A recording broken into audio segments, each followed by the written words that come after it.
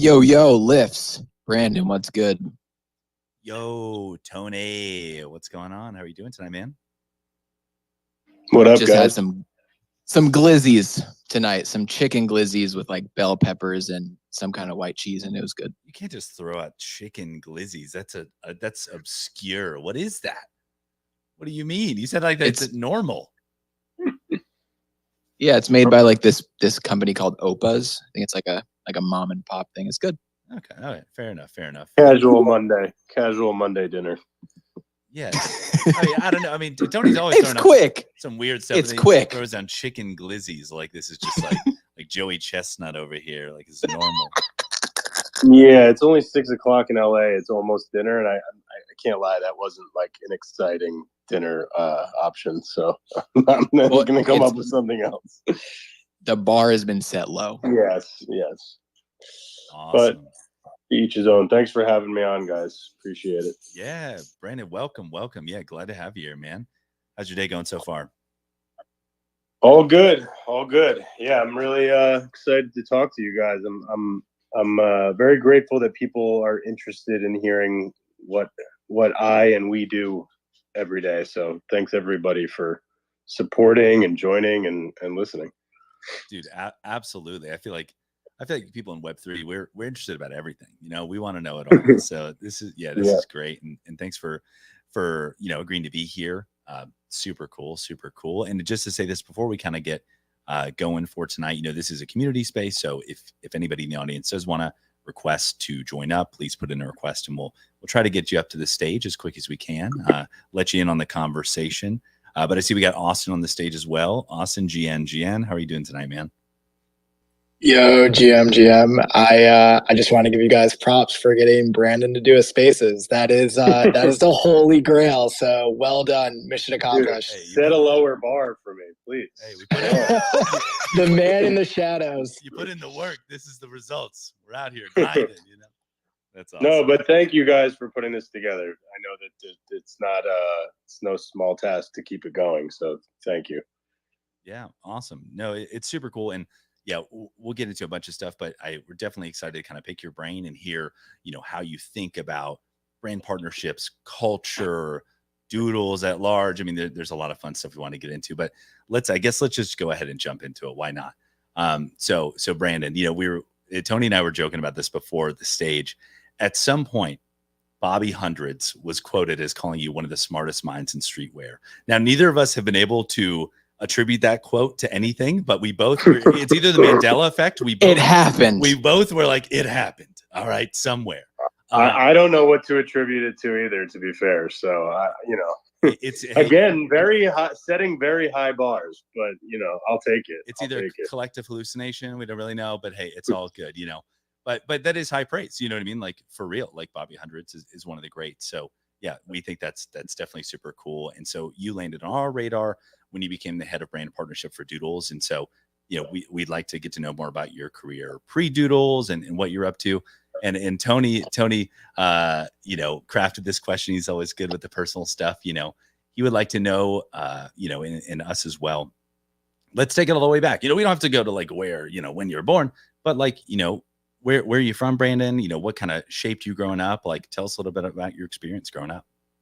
Yeah, for sure. Well, first of all, shout out to Ben and Bobby. They're OGs and OGs in both this world and the world that I come from, which have quickly molded together. And I love them both. And if you told 14-year-old Brandon that Bobby Hundreds would even know who he is, he wouldn't believe you. So that is not lost on me, and very appreciative of those guys' support and friendship. So I'll just say that. But yeah, still don't know why he said that. It's very nice of him, but big shoes to fill.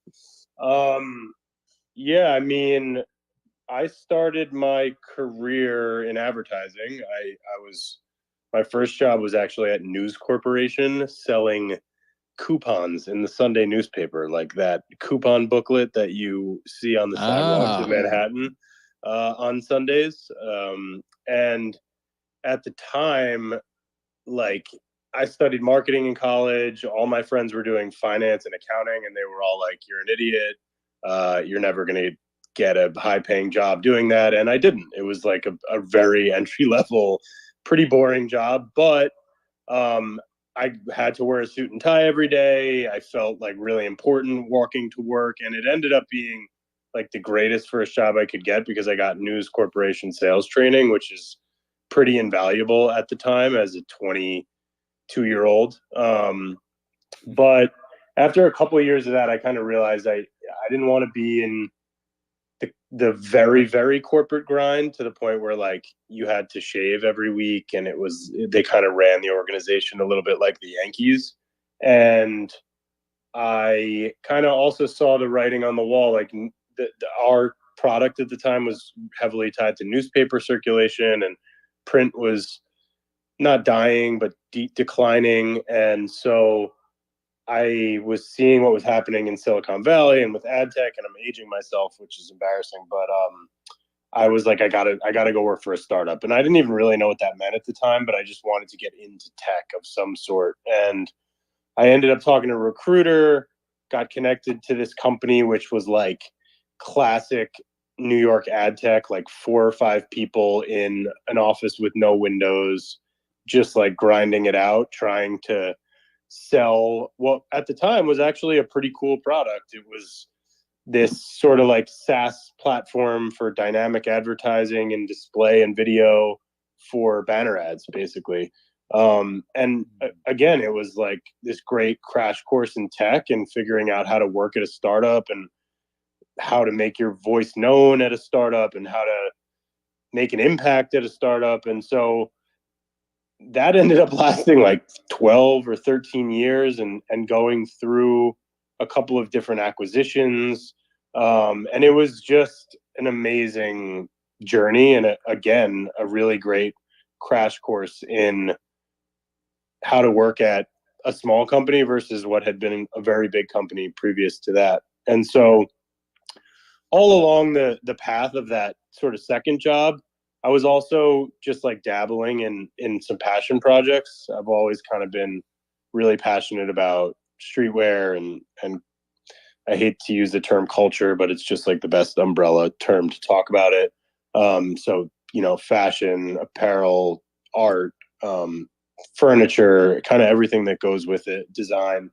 And so I moved to Chinatown. This is very long-winded, but I guess this is the point of this. I moved to Chinatown from Midtown because I was dating a girl. She lived in the Lower East Side, who is now my wife. And I just started to like get more into that scene. I had like been hanging out down there, but living there was a totally different vibe.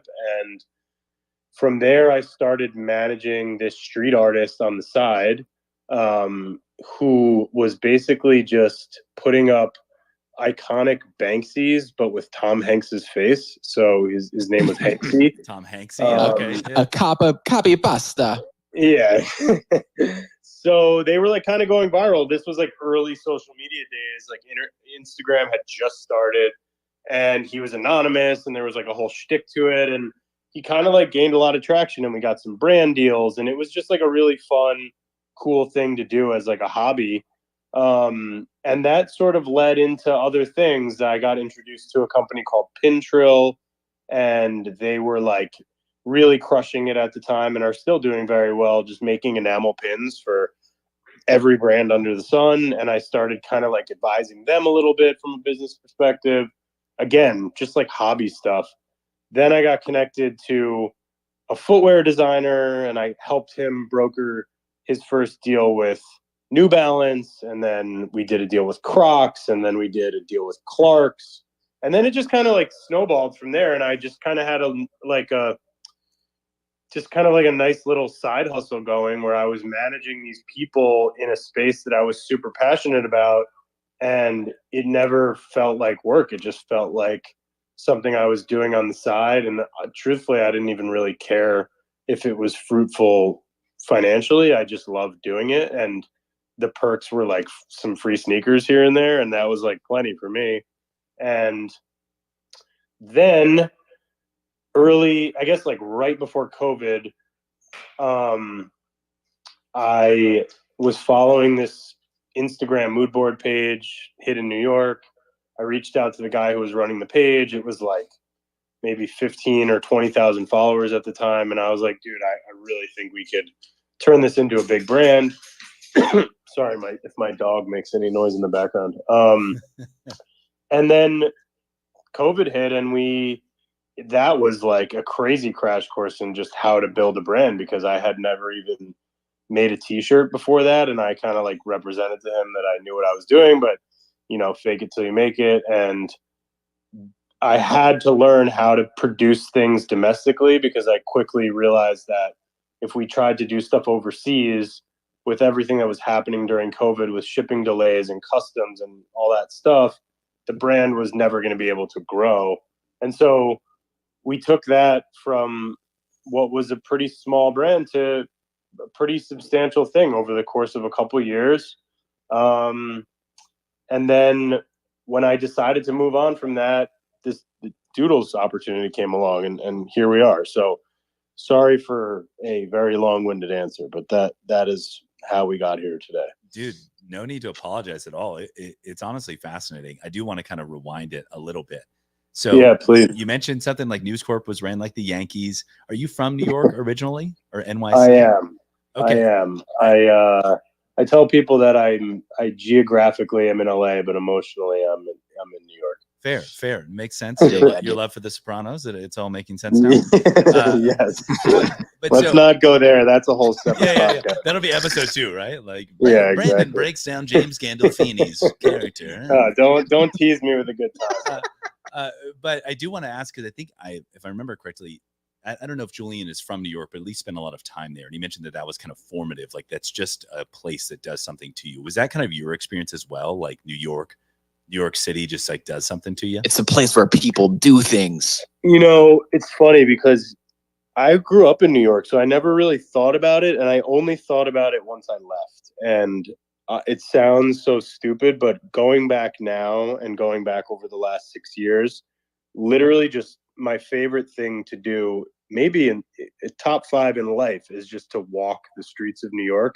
And I always took that for granted when I lived in New York, because that's what happens when you are immersed in something or a place or whatever. But it definitely changes the way that you approach everything in life. I mean, I'm not going to say the classic adage because I feel like a dork, but New York is it, and there's not many cities that stack up, and I hope I'm not offending anybody, but to me, it's just New York is it. I mean, it's the greatest place to live, in my opinion. It's the greatest place to start your career, and yeah, I love it. I will always be slightly genetically predisposed to hating everywhere that isn't New York, but I tolerate everywhere else. Yeah, like you're wandering LA and you see people having brunch at like Tuesday at 11 a.m. and a small part of you goes like, get a job. What are you doing? Yeah. LA's interesting, man. I mean, the thing is, like, people do very well in LA, so they're doing something right. You're right. Yeah. And more power to them, Yeah. I mean, look, I am a person who would much rather work 24/7 and not sit at a desk than sit at a desk from 9 to 5 and then go about my day. So if that means I can work from a coffee shop and be at a coffee shop at 11 o'clock on a Tuesday working, then that's my preference anyway. So I don't even judge those people, to be honest. Totally. Okay. Yeah. Speaking about that, actually, kind of, work, leisure, stuff like that. Like, you mentioned that a lot of this stuff too, you're like, oh, I get free sneakers. You know what I mean? This is just a passion project for me that just snowballed into something. Like, have you always been into fashion, streetwear, sneakers, culture? Like, what was your kind of journey there?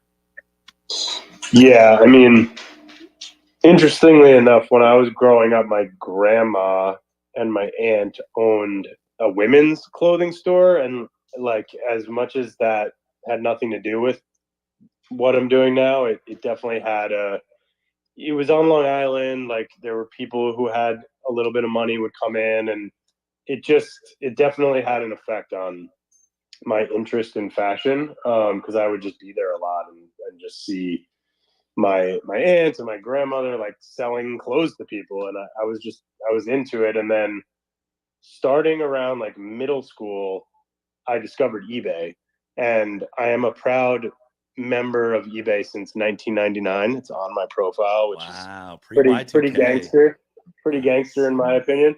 And so I started selling kids stuff for them on eBay when I was in like 7th or 8th grade, just because I like figured out how to use eBay in its archaic state. And that was like my first hustle. And funny story, I like every day at lunch in like freshman year of high school, a kid would bring me a TI-83 calculator and be like, "Hey, could you sell me this on eBay?" And I was like, "Sure." I didn't think anything of it. And after selling like 6 or 7 TI-83s, I guess I was really we know where naive. this is going. Yeah, you know where this is going. I hear over the announcement like, "Brandon Rosenblatt, please come to the principal's office." And I'm like, "Oh fuck, what did I do?" And they're like, "It's come to our attention that somebody's been stealing TI-83 calculators out of students' backpacks." And I just fully sold this kid down the river because I had no idea. And I anti-Sopranos, like, don't rat. I fully ratted because I did not want to get in trouble. And yeah, I still feel bad about it. So Darren Cohen, if you're listening, apologies. But You went to Rikers for that. yeah. So eBay was like the initial sort of entryway into sneaker culture and collecting. And then I guess like growing up, my dad was a dentist, and whenever I would have to get a cavity filled, he would say, "I'll take you to get baseball cards afterwards." And so baseball cards, like I think a lot of people my age, and I'm 38, was like the Trojan horse into collecting in general at that time. Sure. And that I think most people that collect sneakers that are over the age of 30 and maybe even less probably started their collecting journey with sports cards. And so that's actually kind of what got me back interested into Web3 was early COVID. I was like seeing people getting back into cards, and I was like going on OfferUp and like meeting sounds so weird, but like meeting kids in like parking lots to buy wax boxes of like Bowman just to rip cards because I was bored. And then Top Shot, and then everyone's kind of got the same story. But trading cards is really where it all started. Hey, it's not that weird. I was flipping gym equipment during COVID. That was There a you whole go. thing. That was a hustle. Yeah, that was a real hustle. Got these bumper plates, $4 a pound. I remember that. Oh yeah, it was a real hustle. No, but that's so cool to hear. Yeah, that trading cards got you back in the spirit of Web3. So you said that kind of parlayed into Top Shot. Yeah, so I was sort of more enamored with Top Shot than I was actually a participant. I think I was seeing people post about it. It just clicked for me because it was IP that was so easy to understand.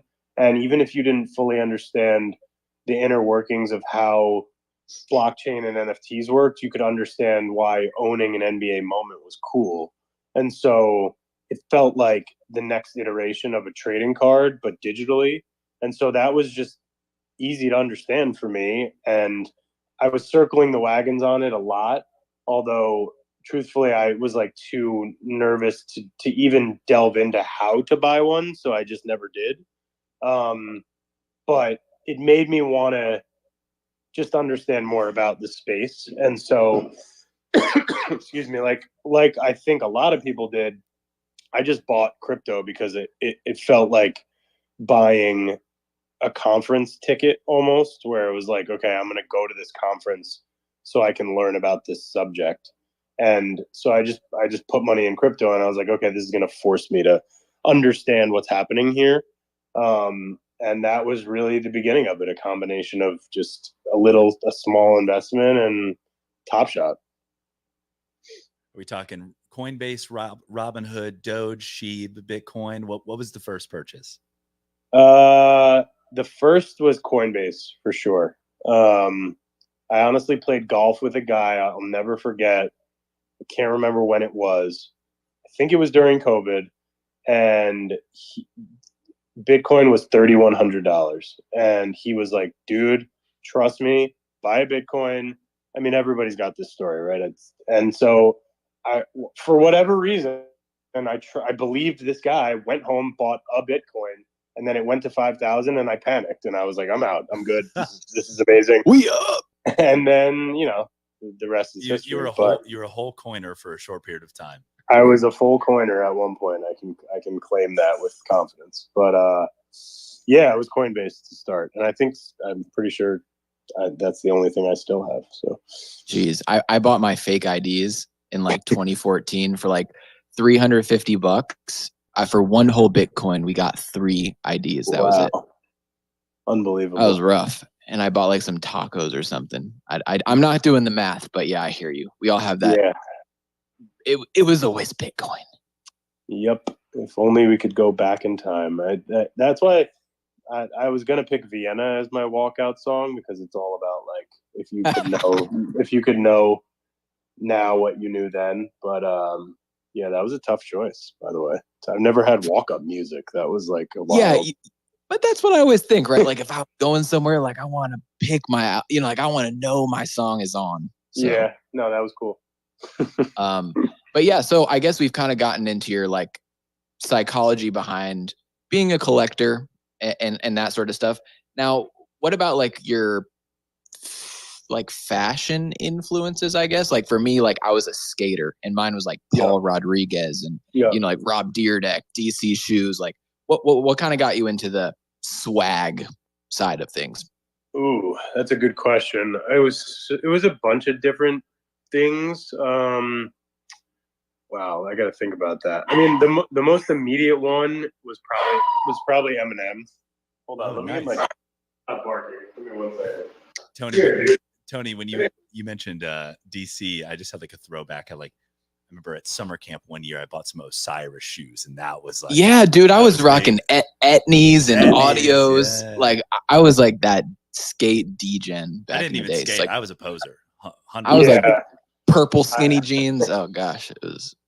I wish I skated. I was never like athletic enough, but I was definitely influenced by it a lot. But it kind of started with Eminem. I would say like 7th or 8th grade, I want to say, and then quickly went from Eminem to like Kanye, Pharrell, Nigo, and then it just got really, it became a problem from there.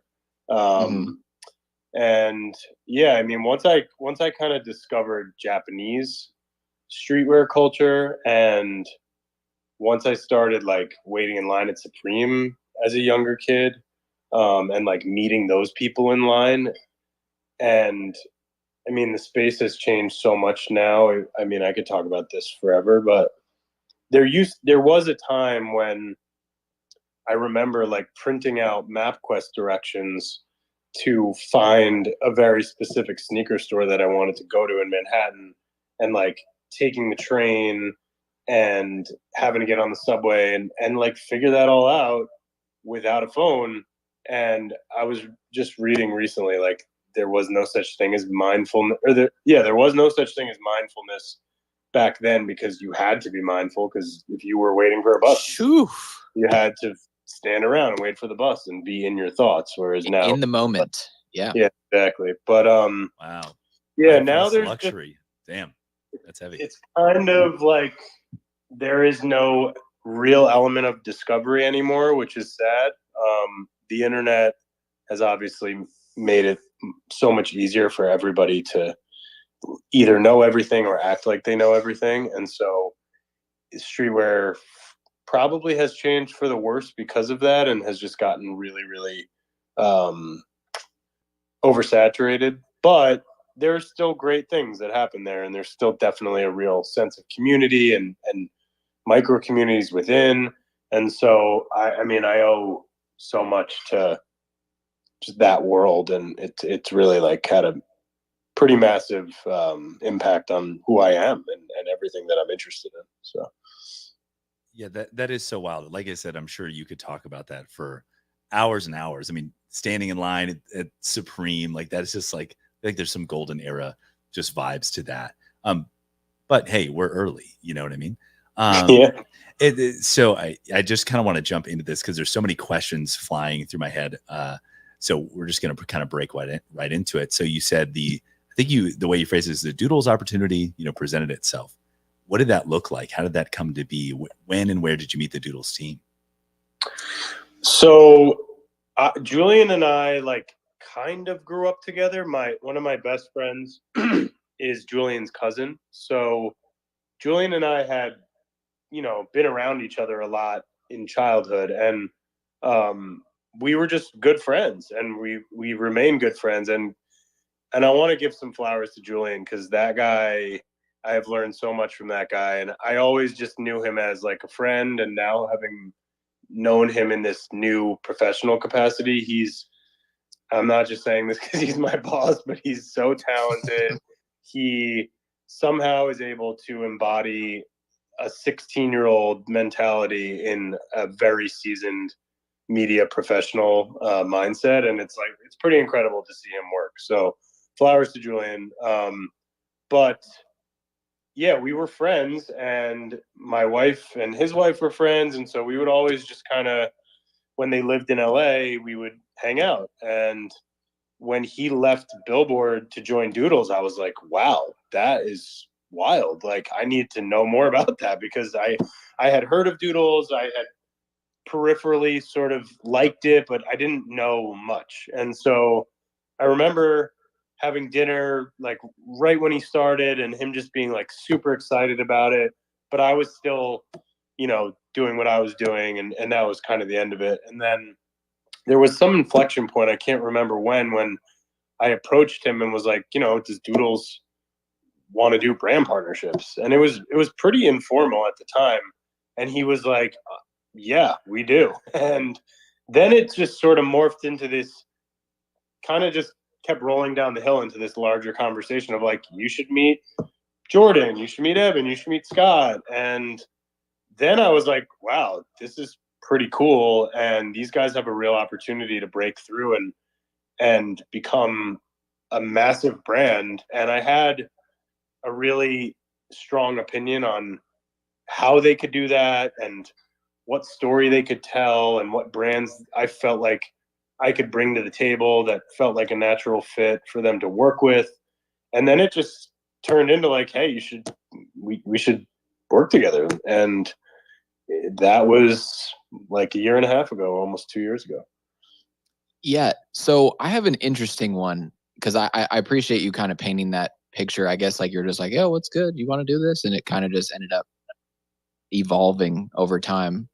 But what struck me is your friend Tom Hanksy, like you were talking about, Yeah. street artist. Yeah. So like I've worked with like one of my best friends growing up. He was a graffiti artist, and I've done work with Bandit, who's a crazy individual. You know what I mean? Yep. Super talented, but just gets up everywhere.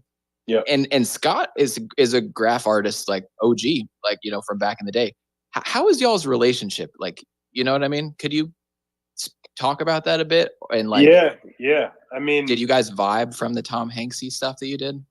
I think we got along like right out of the gate. Scott's a hard guy not to get along with, to be honest. I think he could get along with anybody. He's just really sweet and genuine and charismatic and easy to talk to. And he's cool. Like, he has a lot of interests that we both shared. So it wasn't hard for us to kind of hit it off right out of the gate. And yeah, to your point, like, he's an artist. My mom was an artist growing up, so I've always had a really deep appreciation for artists of all kinds. And then I sort of found myself in it professionally a little bit, and he knew a lot of the people I knew. And so, yeah, we got along right out of the gate, and it has led to some really fruitful and amazing and productive conversations and partnerships. And so, combination of obviously everybody on the team, but myself, Scott, Sammy, Austin a lot of the time, Julian, Remy, like we really are working together heavily on all of these partnerships, and everybody brings a really unique competency to the table. And so it allows us to be really prescriptive and strategic about the partnerships that we do take. And I know we're going to talk more about this, but yeah, I mean, Scott and I really got along great right out of the gate, and continue to. So I'm definitely very grateful for that relationship. Well, and you mentioned that I think you were saying that you're peripherally aware of doodles, right? And it seems like you have a pretty good knack for identifying, not to give you more flowers, but like for identifying things that are cool early in a way, right? Like, what did you feel? Did you sense that maybe doodles had that kind of X factor as well? Like, what was the attraction there? Yeah, I mean, I think like everybody, the IP in and of itself is just amazing, and obviously that's Scott's baby. It's just, I don't know anybody that can't look at it and say, not only do I get it, but I like it. And I think for myself, I'm not so much like a big anime guy, but I have a deep appreciation for Japanese culture and just like kawaii IP in general. And so it just hit for me. Like it didn't require much explanation. Like I love going to an art gallery and looking at a piece and like not feeling like I need to dissect it or understand it. I like it because I like it. And so doodles to me was that. And it was so easy for me to look at it, and there's a couple like pretty iconic character lineup images that we have, and it was easy for me to just look at those and imagine what each of those characters could become and how they would interact with one another and all the stories that we could tell and intertwine amongst them. And so that, plus Julian being one of the best salespeople I've ever encountered, was hard to ignore, and so it just felt right at the time, and it felt like there was a lot of opportunity, and it felt like I could really make my presence known with some of the brand partners that I could bring to the table. And yeah, it was like kismet. Well, and you mentioned that you kind of came to the table with strong opinions, you said, right? Like it's you approaching doodles as kind of a man with an answer for brand partnerships. What, before you even got into the weeds, like what was already cooking in your head? What was it? Was it G-Shock? Was it Crocs? Were these brands? And were you thinking about them as a way to tell a story or as a way to build a brand, or both? Like, how do you approach that? Kind of. Yeah, it's a great question. So I would say first, in general, like partnerships, collaborations, everybody's working with everybody now, and almost to a fault, where if you're not telling a great story and if you're not purpose driven with your collaboration, people are just too informed and too intelligent these days to buy into it. So I feel very strongly that a collaboration has to tell a story, and it has to be synergistic, and there has to be something organic about it, or people are just not going to feel noise at this point. Yeah, people aren't going to feel it. And if someone's going to spend their hard-earned money to buy something, they have to feel something. And so that's really important to me. At a high level, I always felt like doodles was a form of creative expression, and so I always talk about it as not to be taken so literally. Like my doodles is playing golf.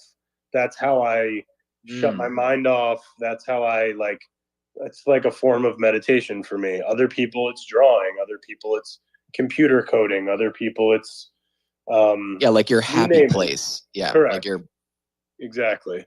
It's like your place of mindfulness, right? So I felt like doodles as a brand was sort of this microcosm for creative expression, and I felt like we could tell that story not only through the IP but also through some of the partnerships that we do and that we go out and get. So that's definitely the overarching goal when we approach a partnership. Sometimes we knock it out of the park. Sometimes it's, some are better than others, but that's definitely the goal with all of them. Nice. No, that's really cool to hear. And I know you have, this kind of deep background with brand partnerships. You also have a background in ad tech.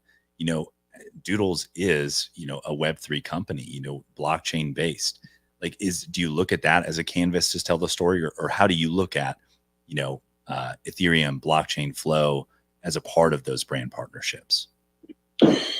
Yeah, I mean, look, it's foundational to everything that we do. And there's a classic, I don't know if Julian coined this soundbite or if he got it from somebody else, but like the best technology, it just really resonates with me. The best technology is technology that sort of just fades into the background. And when you go out and buy that technology, it just works. And ultimately, that's what the non-Web3 or non-seasoned customer wants. They want to go buy something and just have it work the way that it's supposed to work. And so in the same way that we don't talk about streaming music as MP3s or YouTube videos as MP4s or whatever it is, I feel that blockchain and NFT will sort of go away from just a vocabulary standpoint, and will just fade into the background as terms for authenticity, as terms for security, and as terms for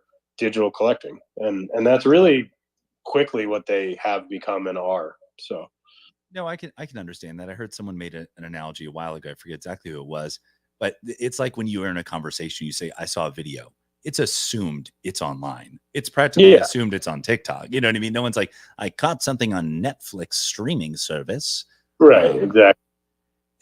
So I could totally understand that. And I think, Flow's doing some really interesting stuff. I think Julian called it the play layer for Doodles, which it seems to be achieving that goal, which is really cool.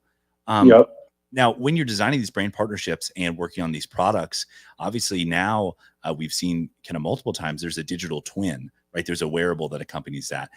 How has that experience been, when you're planning a drop, you're now developing two products simultaneously?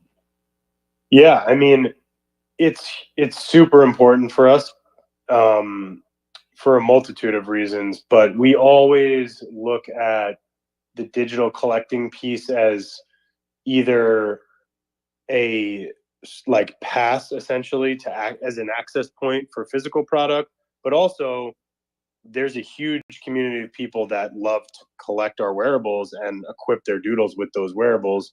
And down the line, there's definitely more plans for those wearables to have even more utility from a content perspective, from an access perspective.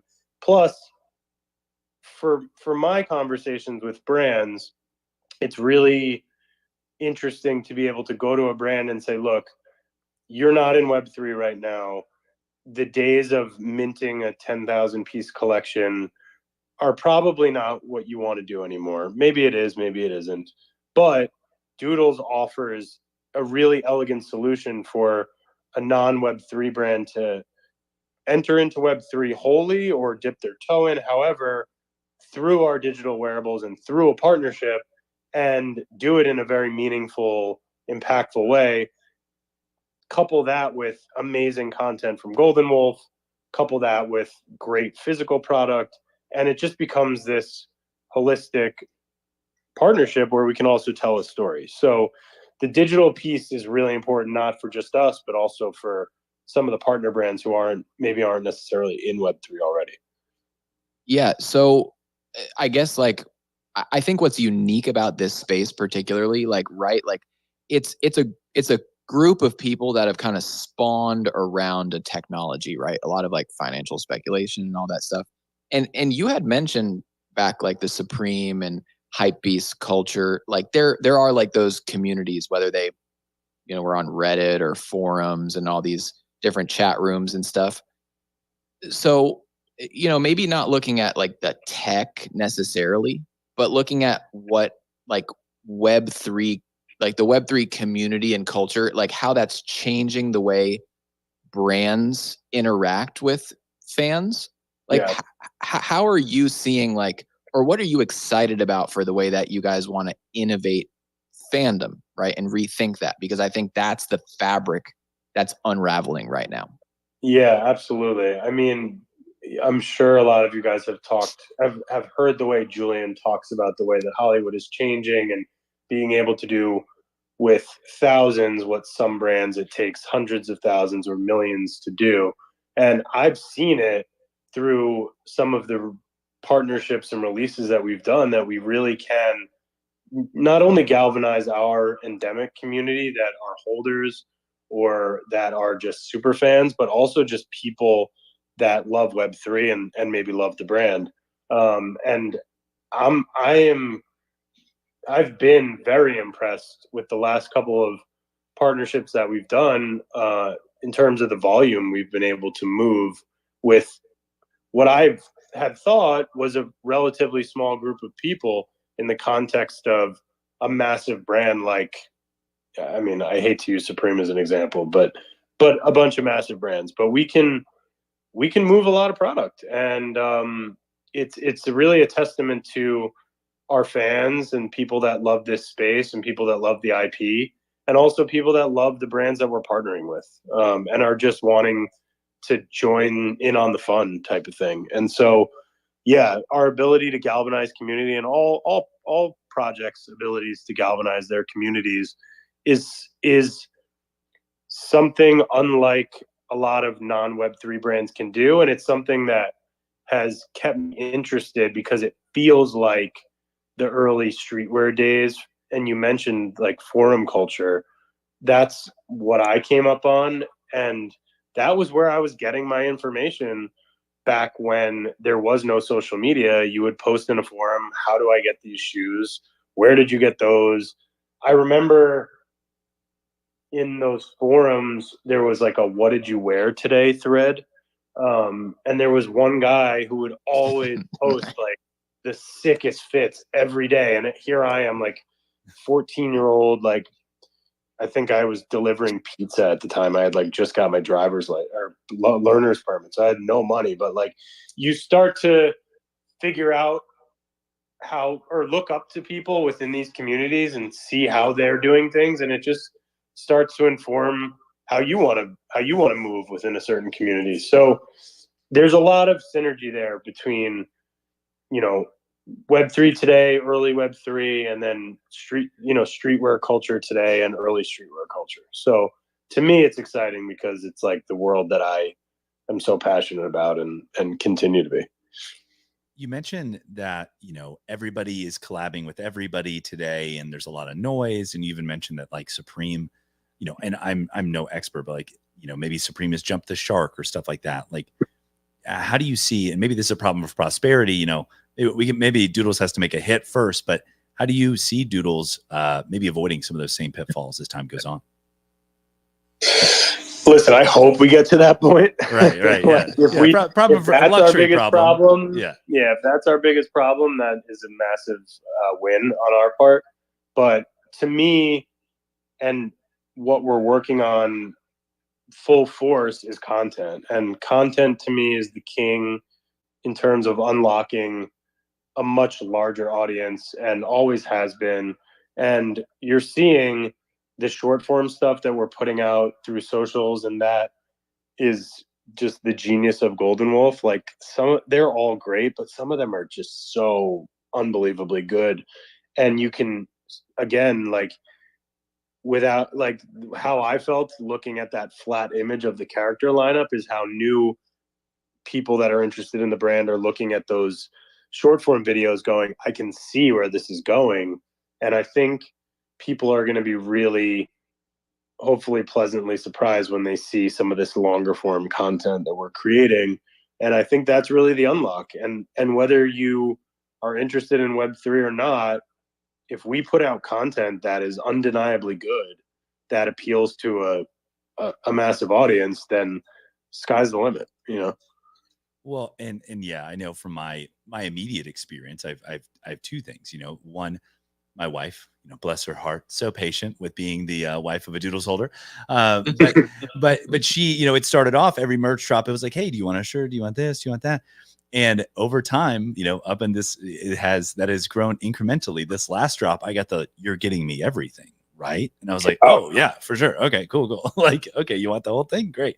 And so I've seen her kind of passion for the brand grow kind of as a, adjacent party, like you said. And it's kind of an interesting kind of thing to watch happen. And I even more recently had a nephew of mine had his birthday. And for some reason, this is totally Doodles unrelated, has this obsession with white cats. He loves white cats. And so of course I got him the Mellow plush. He lost his mind. And then it was so cool. We showed his parents like, hey, look, there's all these videos on the Instagram for Mellow. And they started showing the videos and he lost his mind. He's like 3 years old. And so these shorts were perfect for him. He was like, he lost it. It was great. It was so fun to watch. Well, that's awesome. And I mean, I always am like I have my favorite movies and shows and stuff that, I'll still watch as a 38-year-old, but it's really more for a younger audience. And I'm like, I can't wait to have a kid to show this stuff to.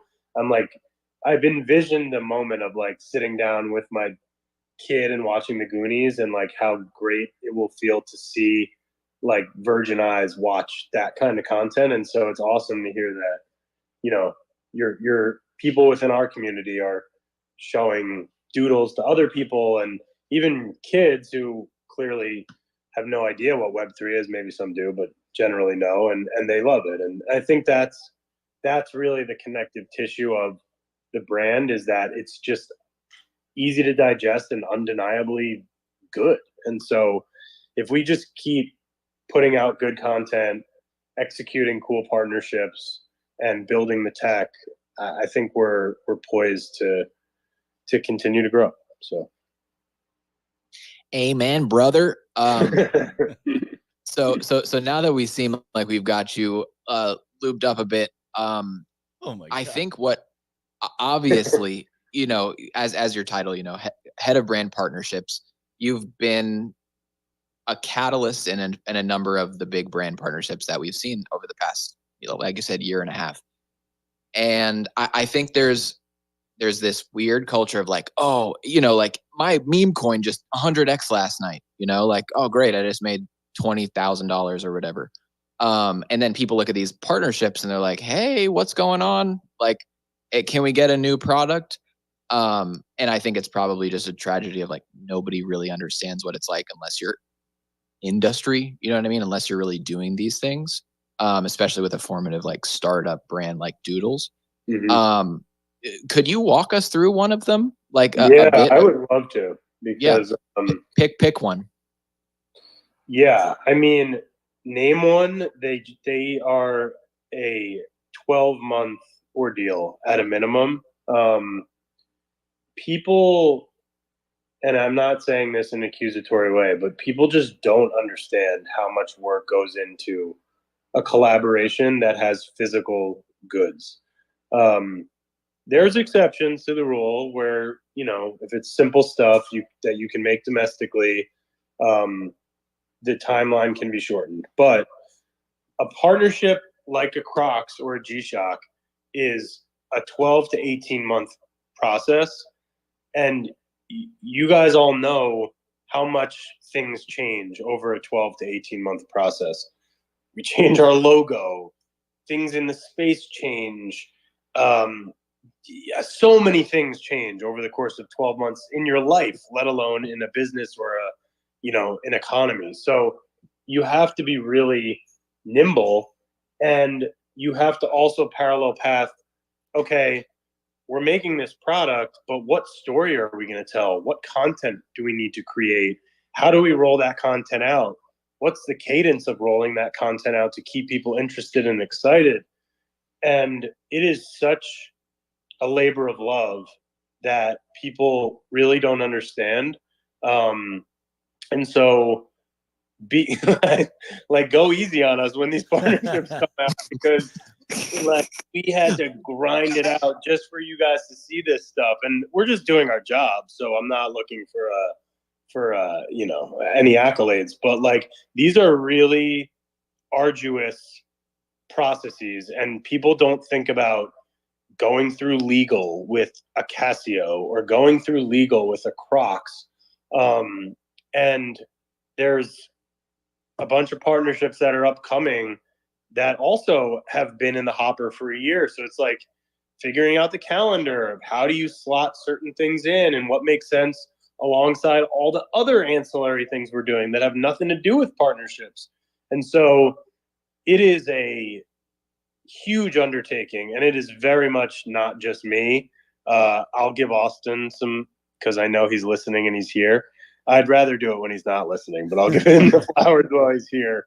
He's a massive piece of what keeps the ship steering straight and keeping all the different departments within the organization on task. We also just hired. Yep, clap it up for Austin. Well, we also pump up his ego. I will say no. I will say this too. Like I feel for you when you're like, hey, take it easy on us. Like I think this past G-Shock collab gave a little bit of insight in there. You mentioned the logo, right? Like everyone kind of was like, oh, like why is the G-Shock thing have the old logo? And it was like, well, because we had to order the packaging 8 months ago, like or for it to be ready. And there's a YouTube channel I watch. It's Linus Tech Tips, and they've been trying to make this screwdriver, and it's become a meme because it took them like 18 months to make this screwdriver, because every time they would send over the color code to the Asian factory, they would mess it up, to the point where Linus Tech Tips had to spend $10,000 on these Pantone paint chips because they were the exact paint match on a plastic product, so that just him and the designer could be speaking the same language, right? And because each screw up was 3 weeks. Like, and I can just imagine those compound. And then you start to get familiar with the Chinese calendar and all of their holidays. And I say that with all respect. I just ordered a T-shirt before Lunar New Year, and it's been 4 weeks. It's not coming. Exactly. So you're beholden to a lot of people that don't, like, quite frankly, don't really care if you get your product out in time, because you're not their only client. And so you have to really massage your relationships. You have to be organized and prepared with the stuff that you give the partners. You have to learn terms like, what is a tech pack? And Austin's probably laughing. And what is, how do Pantones work? What does it mean to open a mold on something? What is how do you go out and find reference samples for things you're trying to make? And it's a really amazing business. It's a grind. It's a serious grind. And to your point, every misstep just pushes the calendar and is so disheartening for somebody who's working on the project, because the whole payoff of these partnerships is the day that it goes live and you get to see people react to it. So my favorite shit ever is when it goes live and the first comment is like, "This sucks." And we spent like, yeah, thanks, dude. Like, I love you, thank you. And it doesn't even say "this sucks," just goes mid. Yeah, mid. Because I'm in my head, I'm like, oh my god, I wish this person could know what went into this, and they probably would delete the comment or feel really bad about writing it. Some people, whatever, they don't give a shit, but it's a lot of work. And that's not just for partnerships. That's for the vinyls that we make. That's for even just a t-shirt, like that is the shorter timeline. But if we want to make good stuff that people are going to order, receive, and appreciate, not just be like, oh, this quality sucks, or why did I buy this? I have buyer's remorse. Like, that takes time. And we could easily put out crap is the real truth, but we choose to try not to do that. Well, I don't say this out of like cope once again, but it's like, it is about kind of educating, because it's an interesting thing, because you look at someone like Supreme, right? And they almost seem to have this, from an outside perspective, like this adversarial relationship with their customers, at least at first. They're just like, oh, you're not cool, get out. And Doodles is kind of trying to do the inverse, right? And so I think educating just our kind of enthusiastic community is important, because there is this weird thing where you talked about t-shirts, right? Everyone can kind of understand t-shirts. We live in a kind of a skewed world where I can go to Rush Order Tees or something like that, and I can get a quote unquote t-shirt in 2 days, right? And so I'm like, a custom t-shirt only takes 2 days. What's the holdup? Yeah. But Exactly. I myself have tried to do like some print on demand stuff. When you start to get just a little more discerning, when you don't want a Bella canvas, a Gildan, or a Next Level, then each iteration of that t-shirt takes a month. I've spent 3 months trying to get one t-shirt right, doing it right. Like, take into consideration, like, I'm going to get into the weeds a little bit, but when you make a high quality t-shirt, you have to cut and sew it. So you have to mill the cotton. And then that milled cotton is on a giant roll of like 100 yards. I'm sure everybody's seen that in the factory. Then they have to cut that shirt into sections, sew it together. They have to sew it to account for shrinkage if you want to garment dye that t-shirt. So what is initially a PFD, prepared for dye, blank shirt is actually cut a little bit big so that when they garment dye it in the Pantone that you select, it shrinks down to the size that it should be for a grading of a small, medium, large, extra large. So we have to choose the grading. We have to choose if we want a garment dye. If we want a garment dye, we have to cut for shrinkage. There's a lot of considerations. It's not just like customink.com, doodles, and sell it. So we could do that, but that's not, excuse me, that's not the brand that we are or that we want to be. And it's okay if you do that, by the way. Like, there are a lot of brands that have been very successful doing made to order drops where customers finance the purchase orders, and that model works. But we've chosen to not go that way because we just feel like it's a better user experience for somebody to buy the shirt and get it quickly. And we'd rather things be made in smaller quantities and people hopefully like them and they sell out, and then we do it again. So that's just a very conscious decision that we've made. And to your point about Supreme and like walking in there and kind of being treated poorly, like, that's definitely used to be the case, probably still is the case sometimes, but the landscape has changed a lot. And because of social media, and because now there's an open line of communication with your customer, and to me, even crazier, like, just the sheer advent of Shopify and like last mile fulfillment, like, anybody can be a retailer now. If I want to start a brand tomorrow, I have all the facilities to just go do that. And if I have a big enough community, I don't actually have to make anything. I can just finance my orders through a made to order drop, go make it, ship it. And as long as I have somebody with hands-on keyboards responding to people that are like, where's my shit? Then they know there's a human there and they know that it's coming. And so, yeah, the landscape has just changed a lot in the last, even just 5 years since COVID. So it has made for a place where brands can launch really quickly and become successfully really quickly and fail really quickly. And it's just made it a lot harder to like cut through all the noise. So I don't know why I just went on a rant, but no, it totally makes sense. And it's one of those things too that, it's I'm trying to think of the term. It's like labor of love or thankless or something like that. I don't mean to say that like you don't get any praise, but there was a great meme it was a WOB, founder of Savvy Seals, because they put out this t-shirt a couple months back, and it was like, there's that meme where that guy's standing in the corner and and it's like at the party, he's like, nobody knows, nobody knows. Yeah. And nobody knows I put this collab together. Well, the caption was, it was such a deep cut. The caption was like, nobody knows that I'm wearing a 300 GSM drop shoulder t-shirt right now. Like, that's one I would post probably. Yeah.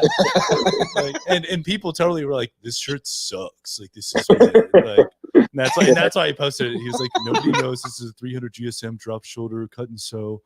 Like, it's just I love that. So funny. I love it. But if you have an appreciation for that stuff, like anything, then you have an appreciation for it. And if you don't, you comment that's mid, But if you know, you know. If you know, you know. But I will say that even for those who don't know, like it has been clear that Doodles has like iterated and stepped up their game, per each drop.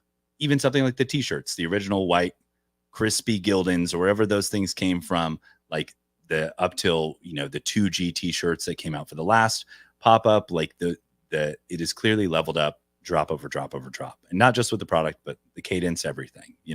That's been clear. Well, I'm glad that people notice that, and we can't please everybody. Everybody's not going to love everything we do, but as long as the general consensus is positive, I can go to sleep at night. So, well, we do have to ask this. We're talking about brands, we're talking about drops, we're talking about all this stuff. Like, the big question is, Pharrell, right? And so Pharrell is the culture. How would you describe, what is the impact that having Pharrell on the team has had on the brand partnerships or direction or whatever else that we don't even know about? Yeah, I mean, look, Pharrell was my idol growing up. I've had the pleasure of getting to know him. Small bit of alpha. My wife is Pharrell's music manager. Oh. So there's a longer story there, but okay. I don't know whether I should have said that or not, but it is what it is. Hey, it's all in the family. Probably on the internet anyway. So yeah, I've had the pleasure of getting to know him, and he's the GOAT. I mean, there's really no other way to say it. There is no Brandon, there is no anybody I know or that I respect and appreciate in fashion or apparel without Pharrell, and a couple other people, but definitely Pharrell. I mean, he musically too has changed music. I think he'll probably go down as one of, if not the best music producers of all time. The LV appointment is I can't understate how insane it is. He's the GOAT. I mean, he's literally the president of culture. That is what that job means to me. And he has it. And him being even remotely affiliated with us would have been cool. But for him to be our chief brand officer and for him to be actively participating in a lot of the BD conversations that we're having. And when I say BD, I mean operationally, I mean brand partnerships, I mean animation, I mean music. It's a dream. I mean, you can't ask for a better person to give their opinion on how to grow a brand than Pharrell Williams. It's just a fact. The guy has done it all and done it all very successfully. And so, yeah, I don't know what else to say about him.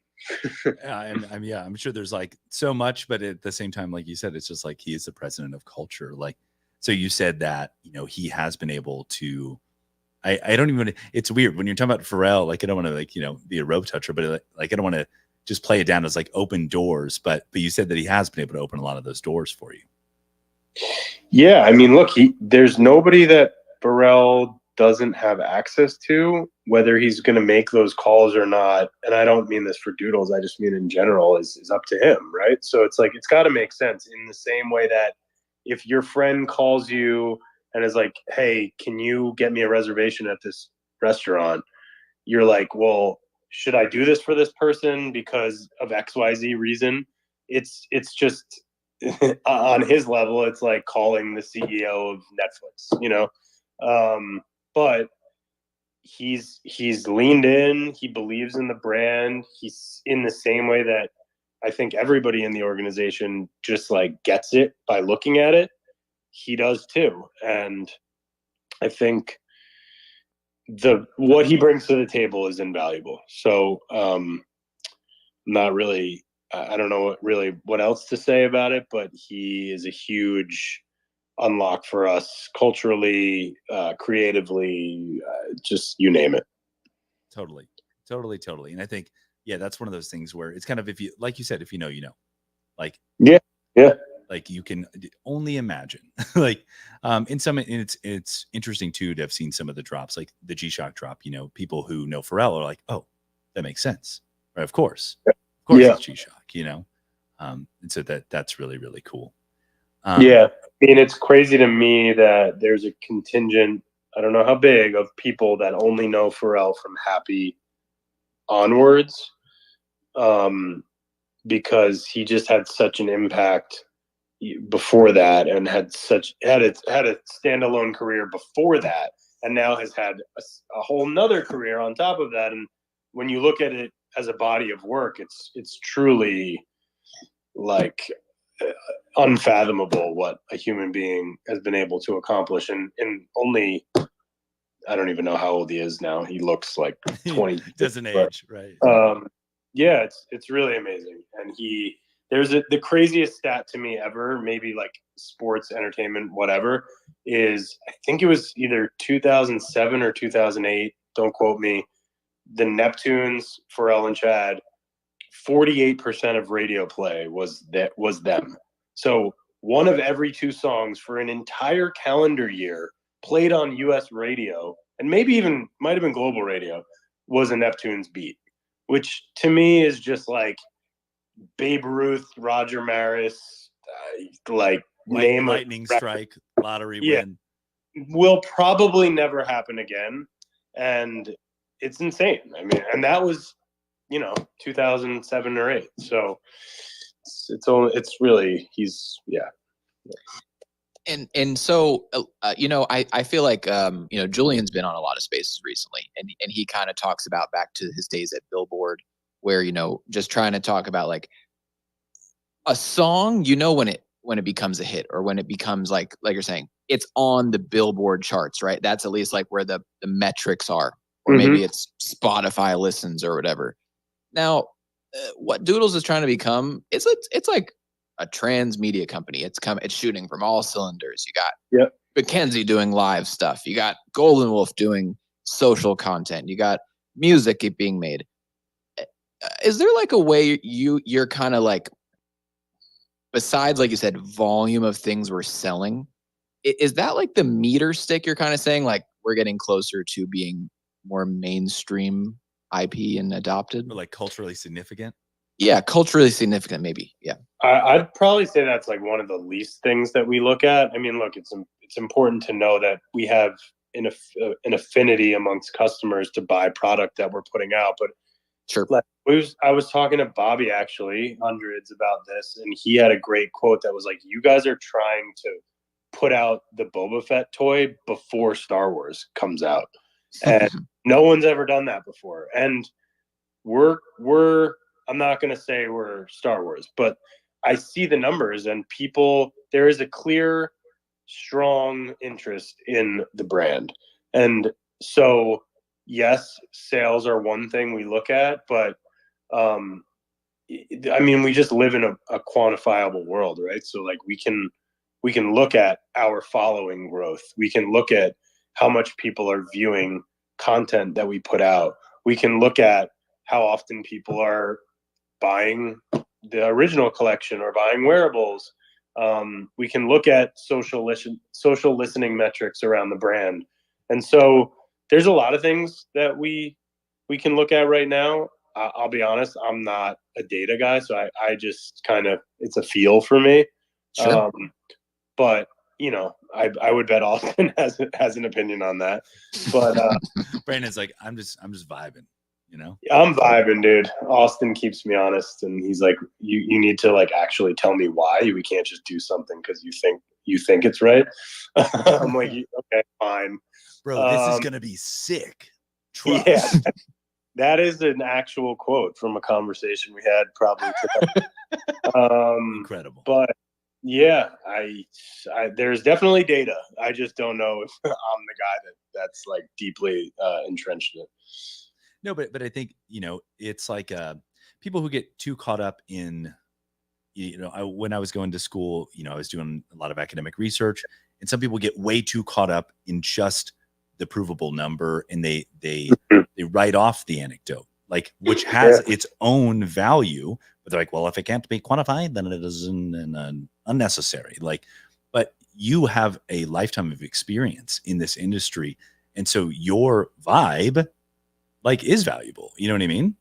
Well, I think that's such a great point that you bring up. And I was actually thinking about this before, and I'm glad you said it because it's reminding me to talk about this. So if you look at every big footwear brand, apparel brand, they all sort of play by a similar playbook. And so the best anecdote I can use is like the Jordan 1 Low.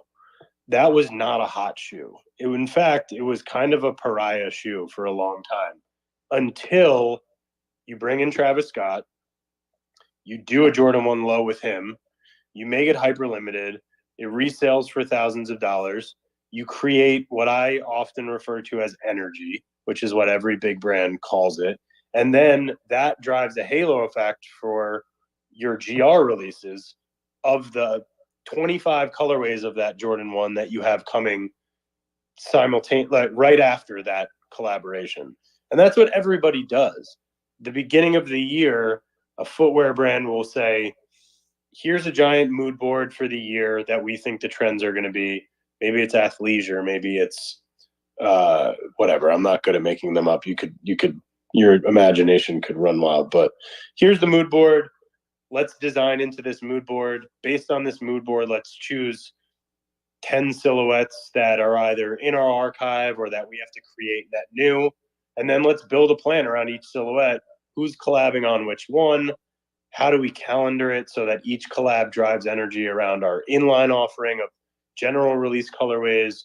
And that's how brands do it. It's how do you create energy around what you're actually trying to sell, which is the volume. The energy moments are really just to get people excited and create a frenzy and get people interested in the brand or whatever, a line, whatever it's called, a franchise. But that's the playbook. And so we're doing that on a very small scale, but like if you approach things in that way, we're not giving away any secrets. Like that is just the best way to grow a brand, is partner with brands that are more well known than you or more exciting. I don't know how to explain it, but partner with brands that people love and help introduce your brand through the lens of theirs, and then have something to follow that up that will keep people engaged. Well, and you mentioned this kind of like creating energy, right? And it's interesting being like in such a tech space. Now I'm fully LARPing, so forgive me if I screw anything up here, but you know, we find ourselves in this tech space where everything is quantifiable, right? You have the MVP, and if the MVP succeeds and you deploy this amount of capital, and then in it, especially if it succeeds, you can look back and be like, yes, the data definitely showed us that we were on the right track. But I feel like with culture and things like that, there's the element of risk, right? Like you got to put it out there and like, you got to kind of hope that it's a hit. You know what I mean? Like, absolutely. But again, it has to be tied. It could be a hit even if you do this, but I can almost guarantee it won't be if it's not tied to something meaningful.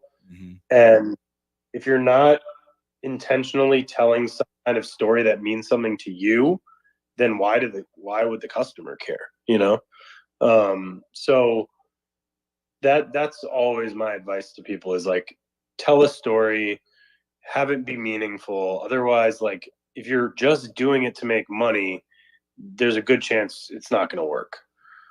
Totally. You mentioned just to kind of go back for a sec here, you mentioned the kind of Travis Scott and the Jordan 1 Lows moment, you know, and I want to kind of call this to attention because this is kind of a, if you know thing. And I think you could give some really good context here. So David Horvath made a comment about the 2G pop-up, and he tweeted and said, "This is a big deal. Do you know how difficult this is to pull off? There's no way to pull it off. You have to earn it." And they have, referencing Doodles. He says, "Remarkable, claps. Okay, bye, for real." Like you mentioned these kind of moments where you create this energy. Was 2G one of those moments? And how does Doodles earn that? Why does this 2G pop-up matter? Because I think a lot of people were maybe unaware, and I was truthfully one myself until I looked into it. What is 2G? Why does it matter? How do Doodles earn it? You know what I'm saying? Yeah, for sure. I mean, thank you to David for saying that. It means a lot, because again, even pulling he's not lying. Like pulling something like that off is a big undertaking, not just by me, by everybody on the team. Sammy has to create custom artwork for the store. Me, Austin, and Claire, who we just joined as our head of project management, have to do a million emails and Slacks to get product to Japan and work with the local team there, who some of whom don't speak English, to merchandise the store appropriately. And there's just so much that goes into it. So yes, it is a huge deal. 2G started as, I believe, a joint venture with Medicom, who does Bear Brick. They also have a small art gallery in the back called Nanzuka. And I think all three are somehow kind of partnered on the venture. It was started by this guy, Pogi, who is like one of the godfathers of streetwear in Japan.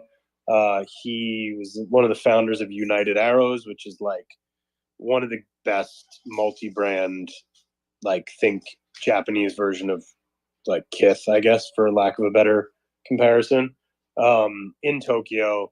He launched it, I want to say, like almost 10 years ago at this point, in the Parco Mall. If you haven't been to Parco, it's like Fifth Avenue meets Soho meets, I don't know, I can't think of any good comps, but it's just like a beautiful mall in the center of Shibuya, which is like the center of Tokyo, which is the center of culture. And the epicenter, if you will. The epicenter there. Yeah. Jinx Yomi Like, I'm thinking of like Seinfeld, like you're on like first and first.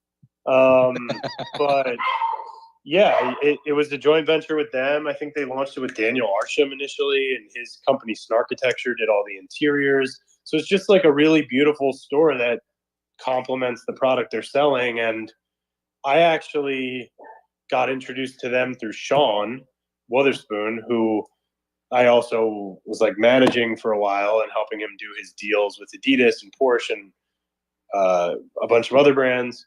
And he is pretty full-time in Japan now. And so he very generously, as sorry for my dog, as both a Web3 and Noodles fan, was like, hey, you really need to meet these guys.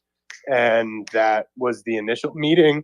And that wasn't even with the agenda of doing a pop-up with Doodles. It was really just more like, you guys should meet. And then they were like, hey, we love Doodles, we should do a pop-up. And that is quite literally how the first one happened. And then we just kept it going from there. I mean, it really goes to show you. I mean, I don't want to minimize it. Like, it's who you know. You know what I mean? But like you said, it's this moment of like confluence, right? Sean Wotherspoon and you and 2G, and it all just kind of came together. I think that's a really awesome story. Yeah, I mean, unfortunately, there is definitely a component of access, and it's like a cheesy line, but your network is your net worth. I like hate that. It gives me the creeps. Sure. But it is kind of true. Like, people help you open doors to do other things, and it's like if you just treat everybody with respect and you do right by them, there's a good chance they're going to do it back to you. And especially the Japanese, they're just like the most respectful people of all time, to the point where I want to move there really badly. Probably never will, but dude, me too. You never know. Me too. I was looking at places in Kyoto a couple months ago. I'm like, oh man, yeah, it's just the best country ever. I'm sure it's got its problems, but for me as a visitor, it's untouched. It's the only city that I would hold next to Manhattan, so that's saying something. Wow. But yeah, the 2G relationship is amazing for us. It's been super fruitful, and yeah, I mean, you tell me, did it create energy around G-Shock? I think it did. I mean, from what we could see from afar, I would say even more so than the first pop-up. Like, I think we saw some pictures of lines, things like that, and we had an indication of how limited the stock was. And so I think the more, it was just a cool example of, with each successive drop in campaign, it's leveling up. And so that's how it felt, at least from our perspective. Yeah. And I mean, definitely shout out to Casio too, because they have a very rabid fan base globally, but especially in Asia and Japan. And so that was definitely a catalyst for excitement in that region. But, it's activity breeds activity. I always say that. And not only is it great for us from a consumer standpoint, but for other brands to see that Casio is working with us, it just creates more activity. And that's really how things happen. I mean, it just puts it on other people's radar, not just from a consumer perspective, but from a B2B perspective as well, and that is equally important because there is a need to continue to do these partnerships and not just do them to do them, but tether them to brands that we know and love, tether them to stories that we want to tell, and continue to scale the audience to people that maybe haven't heard of us or maybe think we're cool but don't know a lot about us, or people that love us. So that's the strategy. Yeah, you were talking about, like, when you're, just to zoom back a little bit to when you're talking about creating energy. Maybe in another way, people in this space or in other industries maybe call it hype, but it's that similar, like, thing, if you want to call it. But then you're also saying, like, for a collaboration to be good, it has to have something meaningful. And I'd like to say, like, I think of cooking when I think of this, right? Like, what makes something good? It's like when someone loves it, right? Like, the person that's making it loves it. Like, that's that thing you can't make it up. It's genuine, right? Like, if someone just, you know what I mean? Yep. And Sunday then I sauce. kind of think, right, I zoom out, right, and think, let's go. Art is a reflection of life, right? And that's what Doodles is, right? It's art in all sorts of ways: fashion, visual, music, whatever you want to call it. It's, you want to zoom it all out and try to generalize it, it's art. Yeah. And so then you think about that. Well, if it's a reflection, right, of life, well, life is more than just North America, right? Life is the freaking globe right now, at least if we're going to stay on the planet. And how would you say, like, it being a small startup right now of less than 100 people, how difficult is it, or how much of an intention is being, like, global, right? Globally inclusive? Because you're in Asia. I know Luke and Nets and Pudgy Penguins, they realize, like, that culture comes from Asia a lot of the time, right? In the IP world. But could you speak to that a bit? Yeah, definitely. I mean, I think for a long time, Japan was the epicenter of street culture. Interestingly enough, in the last couple years, Korea has really started to become almost neck and neck with Tokyo as far as informing global trends. There's just a plethora of, like, young, talented, passionate. Hold on, sorry guys. Oh, you're The dog good. is crazy tonight. No worries. Dude, relax. Reminds me of my dogs, so I get it. That's interesting about the Korea thing, because something I noticed when I was over in Japan is that it was actually very cool to have Western, like, attire and things like that. So it's almost like the culture started to flow backwards in that way. I think about things like Pharrell's recent fashion show that was, like, Western themed, like, and we even have, like, Happy Dude got this cowboy doodle, and he has this, association with LVMH. And it's like, so that's why I'm wondering, from what Brandon's saying, if Korea is seeing some, like, original culture spawning from it, as where maybe some, I don't know, maybe the tide is shifting. That's kind of what I'm getting at. I have no idea what I'm talking about. Sorry guys. Anyway, I don't even remember what I was talking about, but yeah, Korea has really started to lead the way as far as global trends go. And so for us to be global is hugely important. I mean, if you visit Japan, the convenience store, the local hospital, you name it, has a character and then a piece of, like, owned and operated IP. Some of them commercialize it, some of them don't, but it is, like, table stakes in that region. And so it would just be, like, foolish for us not to try to focus some energy on those markets and figure out how we appeal to people there. And it's not going to be the same solution in every region. So that's why 2G is such a great breeding ground for us to, like, test and learn and talk to people, see what sells there, see what people like, because there are definitely people that walk in the store and are rabid Doodles fans and love it and buy it, but then there's definitely a huge element of discovery there of people who are coming into Tokyo from the outer parts of the city on the weekend just to go shopping at Parco and are just stumbling into 2G because of its location in that mall. It's literally the first store that you see when you take the first escalator up. So it's hard to not go in there just looking at it. And so, yeah, it's huge for us. Huge for us. Well, and so I think while you were hanging with the dogs, and I've had a chance to collect my thoughts. I'm curious your take on this. Like when I was in Japan, I saw that Western culture has actually become rather popular. Like vintage U.S. stuff is rather popular in Japan. Do you feel like Japan is importing maybe more culture than they're exporting these days, and maybe that's where like Korea comes into play, where maybe they're kind of spawning some original culture from there? So that's a great question. I would never accuse Japan of importing more than they're exporting, because the funny thing about Japan is that like I don't know, just shit. Their everyday way of life is an export for them. So like the things that they just consider to be normal are things that as a tourist you're like, oh my God, why do we not do things this way?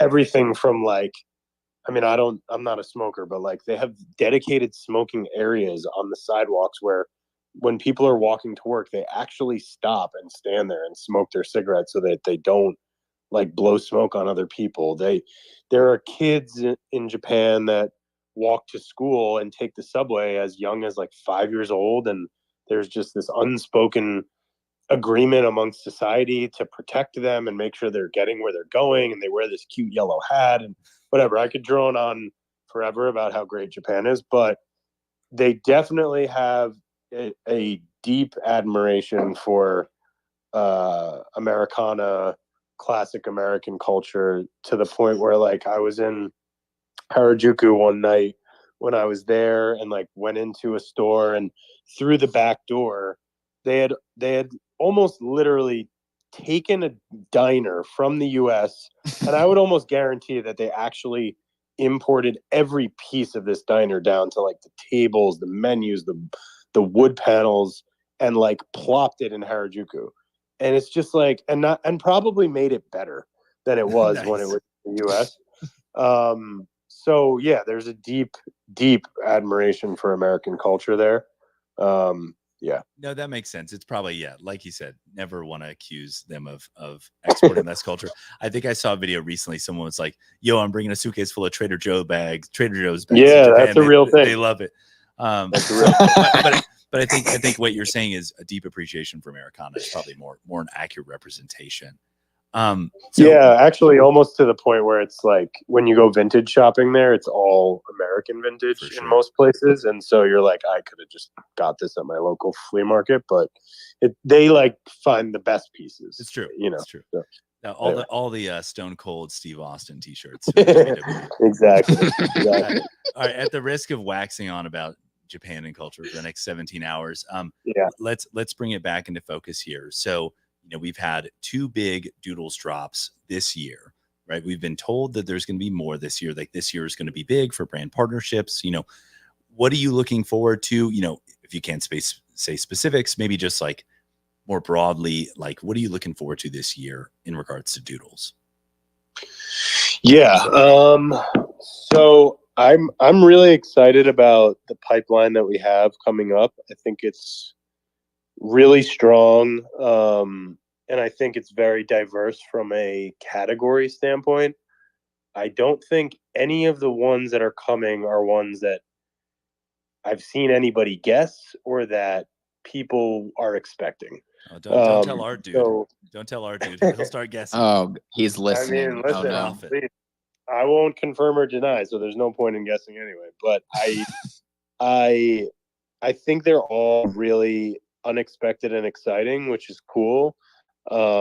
Everything from, and I'm not guaranteeing any of these verticals, but like a toy vertical to a IP partnership to a CPG partnership, and these are all ongoing conversations that we're having. Some are confirmed, some are not, and it's just amazing to see that some of the brands that we're talking to are going to work with us. And so again, it goes back to what we've put out into the world, and not just partnerships wise, but just like vibes wise, for lack of a better term. And there's clearly an interest amongst these non-Web3 brands to make their presence known in our space, and we are one of the best ways to do that.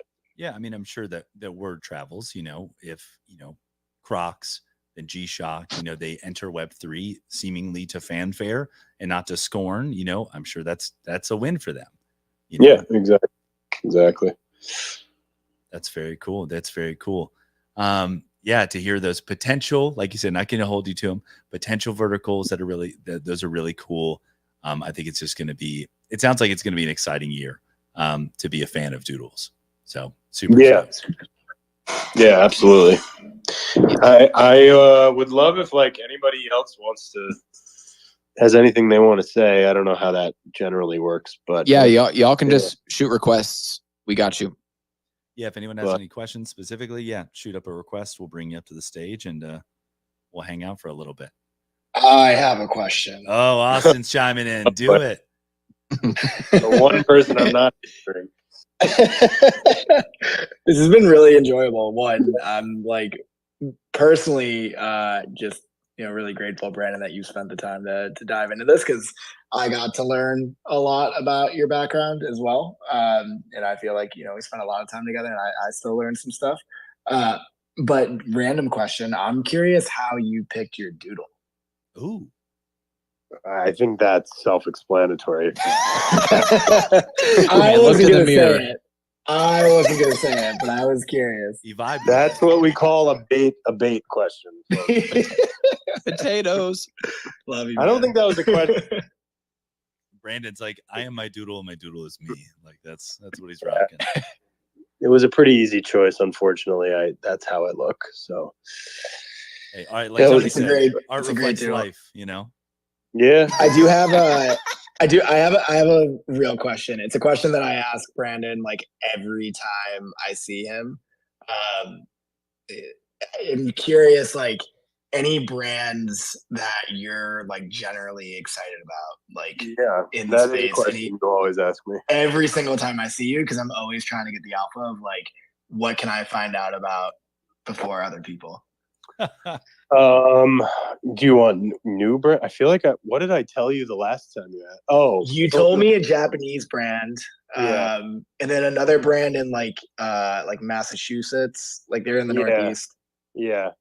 So they're not like really new, but I think they're just starting to get more popular. There's a brand called Oralee in Japan that is just like some of the best color palette / basics / like no branding stuff that you can get.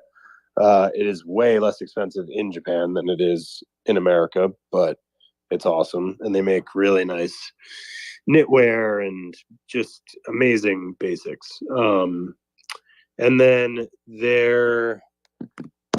I honestly wear a lot of vintage. I find that what I alluded to earlier of there really not being much discovery anymore, and the fact that because of social media, the trend cycle is like you snap your fingers and something's like kind of played out. I like the hunt for vintage. So sometimes I'm like, I want to find this vintage Fleetwood Mac shirt, and it hasn't popped up on eBay in 3 years, or if it has, it's like a size small and it won't fit me. And so I, with everything, enjoy the chase more than I do actually the ownership of the product. And so that's why I still love thrifting and like searching for specific vintage pieces, because they're just becoming harder and harder to find. So that's really where I focus. But I knew the answer to the question, because when Brandon and I were in Vegas last summer, he had this dope Apple vintage shirt that if I ever see him wear again, I'm literally gonna take it off of him. So I was like, where did you get that? Like, I've never seen anything like that. And no, I guess my follow up is like, because I saw this in one of our group chats, like any vintage stores that you recommend in New York, or you do all of your stuff still like on eBay? A lot of eBay, a lot of Grailed, even a lot of like sometimes you find sleepers on like Etsy and Depop and stuff. But actual stores for New York, I always go to Metropolis. It's gotten pretty overpriced, but it's on Lafayette, and if you catch them on the right day, they usually have some crazy stuff. Where else do I go in New York for vintage? There just isn't that much left, unfortunately. There's a lot in LA. I mean, obviously, shout out to Round Two, Sean's store on Melrose. I've been lucky enough to get close with Sean, where he's taken me to some of the bins and like some of the places where you can buy like a giant like bag of vintage clothes by the pound and then just kind of sift through them. And sometimes you find like just things you never would have thought you would find in there. But honestly, the best, unless you're just like happen to be in a city with a good store, the best thing is just eBay and Grailed and those places. Thank you for your time. All right. All right. Thank you. eBay, Grailed, and the occasional Etsy sleeper. You heard it here first. Exactly. All right. Looks like we have Ness up on the stage. Ness, what's going on? How are you doing? Yeah. Yo, Brandon, how we doing? Yo. You down for a little rapid fire question? So, quick question, like a 1 or 2 word answer. Okay. All right. Yes. Most famous person in your phone not named Pharrell. Oh man. I don't know if I want to say. Something I'm gonna say obscure like Neil Armstrong or Joe Biden. I'll say Brian Greenberg because he's my friend and he won't care if I say it. Is it awkward that I'd never heard of Brian Greenberg? How to Make It in America, If you right? Google him, you'll know. Okay, fair enough. All right. You follow 35 people. Who's your least favorite follow? I follow 35 people. Oh, on Twitter? Oh God, I don't even know who I follow on Twitter. So I nobody I don't like to be honest. Fair, good question. All right, this Ness, is doesn't he just follow you? Yeah, I was expecting to say me. That was a Oh, layup. well, there you go. You. That was a layup. Thank you. Actually, no. I just having this not debate that now question. in Discord. Better Batman, Christian Bale or Robert Pattinson? Oh, Christian Bale all day long. 100%. I feel like this guy's trolling me, telling me that Christian Bale is the worst Batman. It has to be a troll, right? Or don't be friends with him anymore. Agreed. Okay. And then last question: Louis V is 2024 collab or 2025 collab? I'll take either one, bro. Smooth. I'll take either one. I'll take 2026 if we have to. Any more, Ness? Man, Ness, these are That's all I got. I got 4. I mean, I can keep going, but I feel like we got the answer we wanted, where the collab was confirmed by Brandon. So, GG's, boys. It just leaves the stage immediately. Christian Bale out. That's awesome. That's awesome. I can take like 2 more questions. Full transparency. There's a plumber here looking at somebody in my house, so I gotta attend to that. But I got like 5 more minutes. Dude, awesome. That's so funny. Yeah, I mean, if there's just to so there's not dead air. If, like we said, anybody feel free to come up if you want to ask Brandon anything. I guess what you had quite a unique career growth and like how you got to where you were. I don't know if someone's like, hey, I want to be like Brandon when I grow up. Like if you were a role model talking to people, any advice besides just like, hey, work hard? Shoot your shot. Like the worst thing someone could say is no, and that doesn't hurt that bad. Like if you want to work with somebody or you want to do a project with somebody or you want whatever it is, just ask. And like the worst thing they're going to say is no, and shoot your shot. Even digitally, like do some digital fishing. I know it can be like creepy to slide in people's DMs, but like LinkedIn is a really good tool and people are pretty forthcoming with what they do on there. So shoot your shot. That's good advice. No, that's really good advice. This is kind of an obscure question we had in the bank, but if you got time for a question, we might as well throw it out. Yeah. So you worked for Sponge Cell for 12 years, right? Yep. And so I looked into it. It seemed a really kind of a trippy business, like how you guys could generate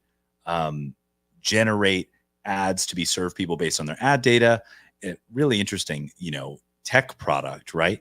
Are there any kind of similarities between your 12-year role at Sponge Cell and being at Doodles now? I mean, I feel like everything you do in professionally and in life kind of informs how you approach other things. So, I mean, I really like learned how to sell there. And my form of selling is really more relationship driven. Like the product has to be good, but you have to enjoy the people that you're working with. So if I'm trying to win a piece of business against somebody who's got something very similar but is unbearable to be around, there's a better chance that I'm gonna win that deal. So I try to align myself with good product, but I also just try to be a person that people want to be around. I don't know that Austin would always agree, but I try my best. Wow. Oh, stop.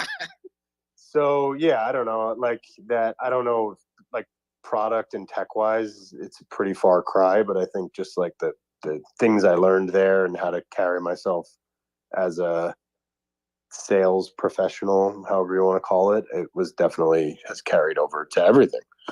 Your job sounds fun. You're like the professional homie. That's the way you text. I'm like, this guy's That's what cool. I tell my mom Yeah. when she asks me what I do. Awesome. So you I had your hand wanted, raised. yeah, I had my hand up, less of a question, more of just going to embarrass Brandon because he did the same to me earlier. But Perfect. one of the things that I am most impressed by with him is like the skills that you think you can't teach, like the soft skills, the street skills. Like there's something to be said for like every time Brandon and I are in the same city, he knows like the 5 restaurants to go to that no one else can get into, and he knows every single person there. Not because like he knows of a person or whatever, but because like he put in the effort to like get to know the hostess by name and get to know the owners of the bar and like know what their birthdays are and like what's going on in their lives. Like he takes a really vested interest in people, and not in a way of just like, oh, what can I get from you later, just because he like genuinely cares. And it's something that's like I've learned a lot from him, and just how he works with people and how he shows that compassion. So yeah, the like the street skills, the connections, the just like general hustle, all of that is like all well and good, and he's a rock star for that. But I think it's really like how he like shows up every day and treats people. That is, why he's one of the best of the best. Thanks, bro. That was really nice. Dude, no. I'm trying to be more vulnerable in my old age, and that was very nice of you to say. So thank you. Oh, look at this, I mean it, man. having a moment up here, But all right, guys, I am sorry I Yes, got to tend yes. to the plumber, but I Go, really go, go. appreciate you guys not only running this professionally, but hopefully me not just like droning on the whole time. And thank you, and I'm out. No, thank you, Brandon. Much appreciated. Thank you so much. Take it easy, dude. Peace. All right, Tony. It's getting a little late, so let's throw some tunes on and let's wind this thing down. How about that? Yeah, that was fun. Everybody, like, really, thanks so much for coming through. That was a pretty special conversation. Somebody who I've wanted to pick the brain of for quite some time. Austin, love you to death. Thanks for coming through and also just holding it down with us. And Ness, I got to have like just 4 questions asked people, like rapid fire now, just in case I bump into someone on the street. Dude, you gotta do 4 questions. You also gotta mix in a little MFK. I was gonna do that, but I feel like I didn't know the vibes. But always the rapid fire questions is always a good move. You have to have like 3 warm ups and then 1 like out there one when they let their guard down just a bit. Nice. Yeah, that was a good strategy. I was like, ooh, got him. Sage advice from Ness. That's awesome. Yeah. You're welcome. All right, everybody. This was Ink Tank episode number 30, brand partnerships with Brandon Rosenblatt. We really appreciate everybody coming through every week. I mean, we've been doing this for how many months? A lot of months. A few 24 hours, yeah. A few 24 hours. We'll see you same time, same place next week for episode 31. Peace.